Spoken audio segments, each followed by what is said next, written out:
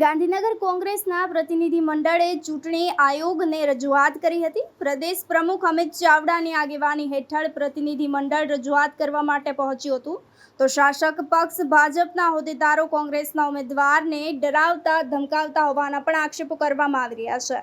ઉમેદવારી ફોર્મ રદ કરવા બાબતે અધિકારીઓ પક્ષપાતી વલણ દાખવતા હોવાના પણ આક્ષેપો થઈ રહ્યા છે, તો ગુજરાત પોલીસ સામે પક્ષપાતી વલણ દાખવવાના કોંગ્રેસ દ્વારા ગંભીર આક્ષેપો કરવામાં આવી રહ્યા છે। સમગ્ર ગુજરાતમાં સ્થાનિક સ્વરાજની ચૂંટણીઓની પ્રક્રિયા શરૂ થઈ ચૂકી છે। ઉમેદવારી ફોર્મ ભરવાની આખરી તારીખ 11મી પૂર્ણ થઈ, ચકાસણી પણ થઈ ગઈ ને આવતીકાલે ફોર્મ પાછા ખેંચવાનો છેલ્લો દિવસ છે। 26મી એપ્રિલના રોજ મતદાન થવાનું છે, પણ ઉમેદવારી ફોર્મ ભરવાની શરૂઆતના પહેલા જ દિવસથી ચૂંટણી પંચના જે નીચેના ચૂંટણી અધિકારીઓ છે એની સાથે જોડાયેલું જે પ્રશાસન છે એની કામગીરી પણ ક્યાંક ને ક્યાંક શંકાના દાયરામાં રહી છે। સાથે સાથે ખાસ કરીને પોલીસ તંત્ર કે જેની જવાબદારી આ ગુજરાતના નાગરિકોની સુરક્ષાની છે, લો એન્ડ ઓર્ડર જાળવણીની એની જવાબદારી છે, પણ એ પોલીસ વિભાગના અધિકારીઓ, એના કર્મચારીઓ જાણે ભારતીય જનતા પાર્ટીના કાર્યકરો હોય, એજન્ટો હોય એવા કેટલાક અધિકારીઓ અને કર્મચારીઓ વર્તી રહ્યા છે। પહેલા જ દિવસથી અલગ અલગ વિસ્તારોમાં MIM હોય કે બીજા અપક્ષ ઉમેદવારો ઊભા રાખવા માટે એના પેપર્સ તૈયાર કરવાથી લઈ અને એ માટે ધાક ધમકી આપવા માટે બુટલેગરોને સાથે રાખીને પ્રયત્નો થયા। કોંગ્રેસ પક્ષના ઉમેદવારોએ જ્યારે નોમિનેશન કરવાની શરૂઆત કરી ત્યારે કોઈ પણ રીતે એને ડરાવી દબાવીને ફોર્મ ના ભરે એના માટેના પૂરા પ્રયત્નો થયા।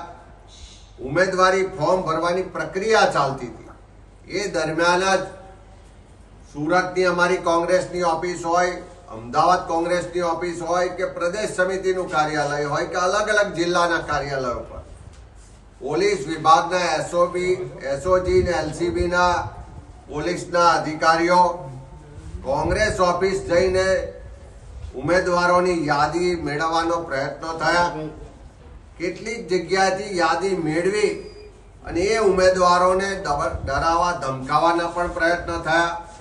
અનેક જગ્યાએ અહીંયા ગાંધીનગરમાં કલોલ વિધાનસભા વિસ્તાર હોય, સુરત શહેરના વિસ્તાર હોય, આણંદમાં વાસદ પોલીસ સ્ટેશન હોય, તારાપુર પોલીસ સ્ટેશન હોય કે અમદાવાદમાં ક્રાઇમના DCP કક્ષાના અધિકારીઓ હોય અને ગુજરાતમાં જુદા જુદા વિસ્તારમાં પોલીસના અધિકારીઓ ભાજપના એજન્ટ તરીકે કોંગ્રેસના ઉમેદવારોને ધમકાવવા માટેનો પૂરો પ્રયત્ન કરી રહ્યા છે।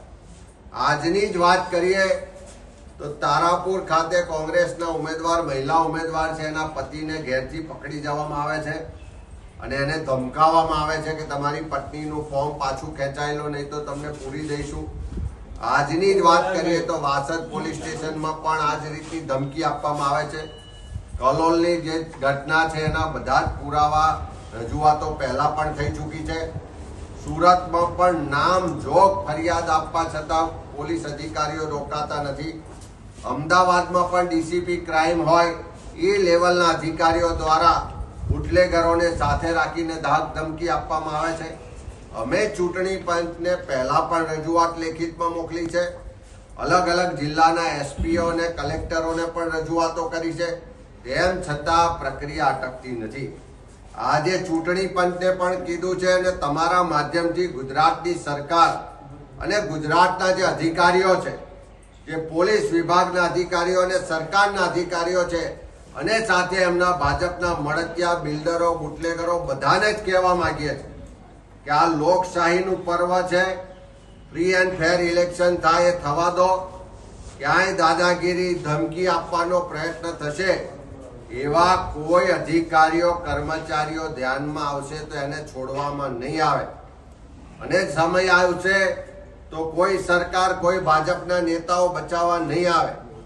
ચૂંટણી પંચ પાસે પણ માગણી કરી છે કે અમે નામજોગ ફરિયાદો આપી છે, પોલીસ સ્ટેશન કે ચોક્કસ અધિકારીઓના નામ પણ આપ્યા છે, એમની સામે કાર્યવાહી કરવામાં આવે એવી માગણી પણ કરી છે।